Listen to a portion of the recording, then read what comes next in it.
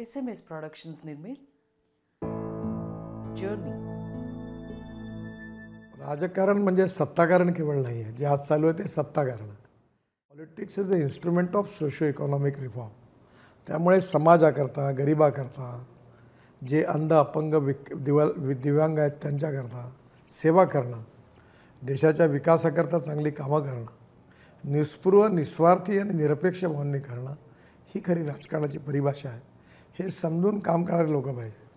शिक्षण D.Ed, B.Ed, engineering कॉलेजचा धंदा उघडणं म्हणजे राजकारण नाही, किंवा पैसे कमवणं राजकारणातून. राजकारण पैसे कमवण्याचा नाही, पैसे कमवण्याचा अधिकार आहे. वेगवेगळ्या धंद्यात जाऊन करावं, पण राजकारण पैसे कमवण्याचा धंदा नाही आहे. वैद्यकीय व्यवसायाला जे खाजगीकरणाची थोड्या प्रमाणात कीड लागली असं मी म्हणतो. याचं कारण असं की म्हणजे कॉर्पोरेट आणि याच्या फिलॉसॉफीच्या मी अगेन्स्ट नाही आहे, पण नफा कमवण्यासाठी पेशंटकडे बघणं हे मला थोडं क्रिमिनल वाटतं. आणि ते मोठ्या कॉर्पोरेट हॉस्पिटलनी केलं आहे असा माझा आक्षेप नसून छोट्या व्यावसायिकांनी पण ते केलेलं आहे. म्हणजे आज छोटा नर्सिंग होममध्ये काम करणारा डॉक्टर असो किंवा मोठ्या कॉर्पोरेट हॉस्पिटलमध्ये काम करणारा डॉक्टर असो, तो जर नफ्याकरता आपल्या पेशंटकडे बघत असेल तर ते मला असं वाटतं की त्याला कधी ना कधीतरी कायद्याने किंवा माणुसकीने याला बंदी घालायला पाहिजे. So start with, we will go with the test. Okay?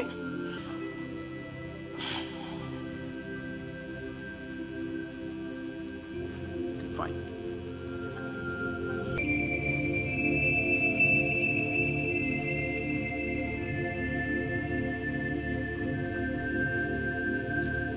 Seems like Maza.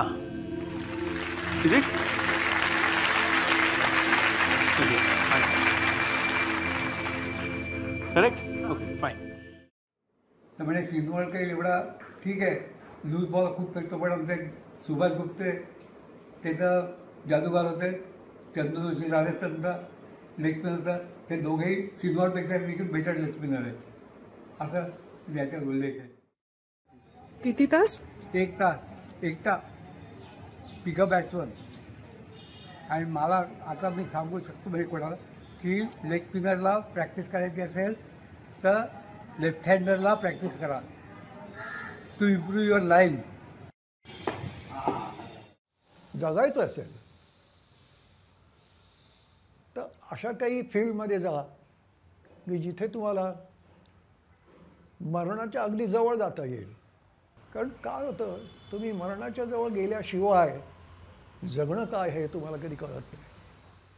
पण तरी काही वेळेला होतं ना असं की आपला वैचारिक सहवास आणि आपला आर्थिक गणित हे जमत नाही. की जर मला कुणी म्हणलं असतं की अहिर भैरव वाजवा तर मी तुम्हाला तुमचं वाणसामान भरून देईन, तर मला आर्थिक गणित हे माझ्या विचारांशी सहमत करून मला पुढे जाता आलं असतं. पण आज आपल्याकडे तसं नाही आहे. त्याच्यासाठी मला पैसा ही मधली व्यवस्था करावी लागते.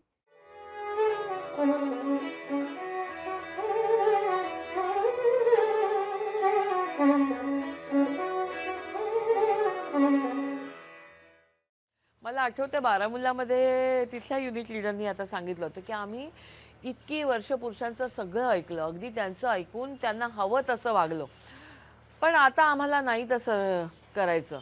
कारण की एवढा मोठा कोविड येऊन गेला. आम्हाला माहिती आहे आम्ही कसे दिवस त्यातनं काढले आणि आम्हाला कोणी मदत केली. आता ज्यांनी आम्हाला मदत केली, ज्यांनी मदतीचा हात दिला त्यांच्याबरोबर आम्ही त्यांचं ऐकणार सुद्धा, त्यांच्याबरोबर जाणार सुद्धा. आणि आता त्यांना ही इच्छा आहे की त्यांच्या त्या बंद क्लोज्ड काय म्हणतात दाराबाहेर पडून त्यांनी पण बाहेरचं जग बघावं, त्यांच्यातला हुनर, त्यांचं टॅलेंट लोकांना दाखवावं. म्हणजे भीमसेनांच्या बरोबर मी कलकत्त्याला गेलो होतो आणि निवेदन करायला म्हणून ते मला घेऊन जायचे.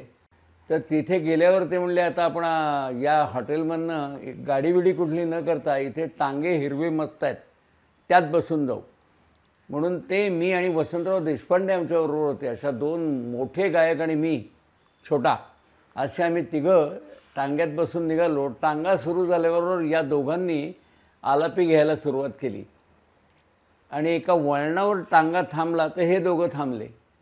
हे दोघं थांबल्याबरोबर तो टांगेवाला मागे वळून म्हणाला, अरे पुरिया धनाश्री अच्छा चल रहा था क्यों ठहरे. मला पंडितजींनी भीमसेनांनी असं केलं आणि म्हणाले, मी तुला सांगतो ना, कोणालाही कधीही दुय्यम समजू नका, ते यामुळे. त्या टांगेवाल्याला पुर्या धनश्री माहिती आहे बघ.